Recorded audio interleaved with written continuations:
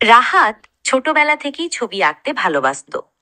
চট্টগ্রামের ছোট্ট এক পাড়ায় বসে সে স্বপ্ন দেখত কোনো একদিন সে ইউরোপে গিয়ে নিজের আঁকা ছবি দিয়ে সবাইকে চমকে দেবে।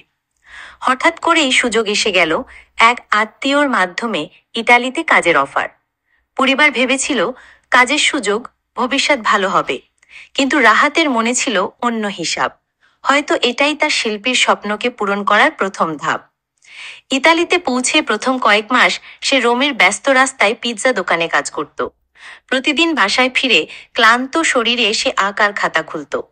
কাজের ফাঁকে ফাঁকে সান্তা মারিয়া স্কোয়ারে বসে রাস্তায় আঁকত পর্যটকদের ছবি, হাসি মুখের দম্পতি, হাতে আইসক্রিম ধরা বাচ্চা কিংবা গিটার বাজানো বৃদ্ধ। একদিন এক পর্যটক তার আঁকা ছবি কিনে নিল অনেক দামে। বলল, you should be in a gallery, not just on the street. Rahat হেসে বলল, সামডে। কিন্তু সেই সামডে আফটার দেরি হলো না। কয়েক মাস পর স্থানীয় এক আর্ট গ্যালারি তাকে সুযোগ দিল প্রদর্শনীর জন্য। প্রথম প্রদর্শনীর দিন রাহাত দাঁড়িয়েছিল ছবিগুলোর সামনে। দেখল মানুষ থেমে থেমে তার কাজ দেখছে, কেউ ছবি তুলছে, কেউ কিনছে।